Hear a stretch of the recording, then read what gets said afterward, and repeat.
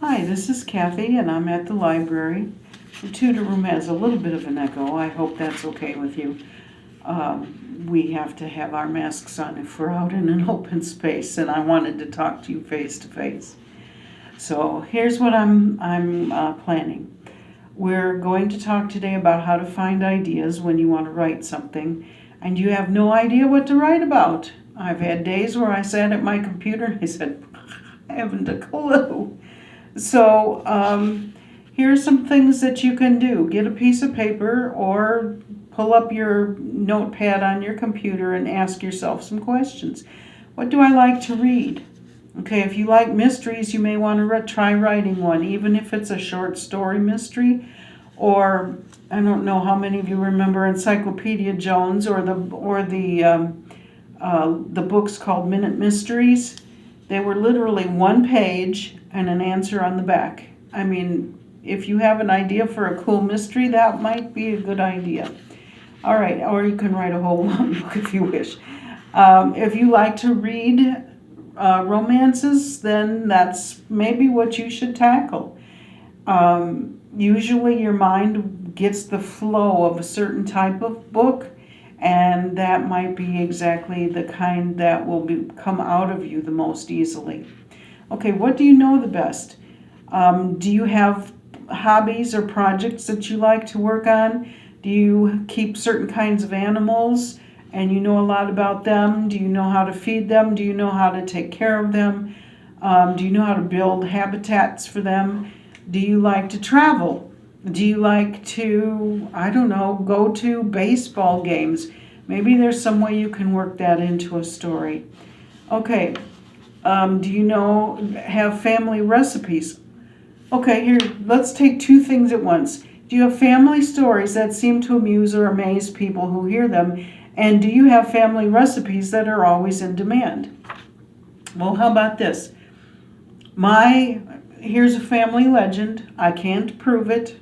I never met the man. I'm sorry I never did because he sounded like a cool guy. But one of my great-grandfathers, according to the family story, was the owner of an inn in Austria, and he took, when the Emperor Franz Joseph was traveling that way, he always stayed at my great-grandfather's inn, and great-grandpa fed him. Is that cool or what? So I could make a story out of that. How about another one of my great-grandfathers? I also never met him. He supposedly had a farm in Chicago area, the farm is now the Loop.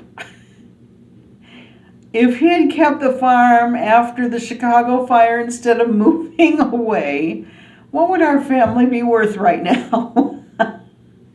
I think that's a fun story. Anyway, everybody's family has stories. And whether they're true or not, whether that you have all the details or not, can you make a story out of it? Absolutely. I wrote a story one time. It had nothing whatsoever to do with my family, but a lot of little family tidbits got into the book. One of them, which was my grandfather, once upon a time, got an envelope from Europe and it had a black edge around it. And he knew that meant somebody in the family died. And he didn't open it right away because he didn't want to know who it was who had died.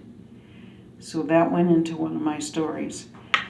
If you know things like that, if you have little tidbits that can make a story richer or better, or sometimes it can be the whole story. You just never know what might come in handy. Write down some of those little things that you've heard or you think you've heard. Sometimes you get the story completely wrong, but it's still a cool story. Okay, do you have a vacation spot that you especially like? How about, all right, let's wander into the realm of complete fantasy. What if you invent a superhero? Or an anti-hero? You never know. Sometimes even the bad guy can make a really good story. I remember the movie Ocean's 11, and I said, who was the good guy? I couldn't find a good guy in the whole movie. I didn't know who to cheer for, but it was a good story. Okay, how about, all right, let's say you've talked to somebody. You went to visit somebody in a retirement home, and they told you some of their family stories. Well, maybe if you have their permission, you can use that as an interview and put the story in some magazine or other, or write it up as a, book maybe, if it's worth a whole book by itself. It depends on the story. What if you changed the story just enough, keep the main ideas, and wrote the story, changed it just enough so that it can't point all the way back to that person that you talked to? But what if it's a really cool thing and it would make a great story? So do that. How about making up a word and figuring out how that can be part of a story? Once upon a time, my friends and I made up some words, and we knew what they meant. But what would you do if you were Drosophilized for a day? Think about that for a minute. Or who do you know who has a squirkish face? I love it. Okay, now there's a book, at least one book about each one of these.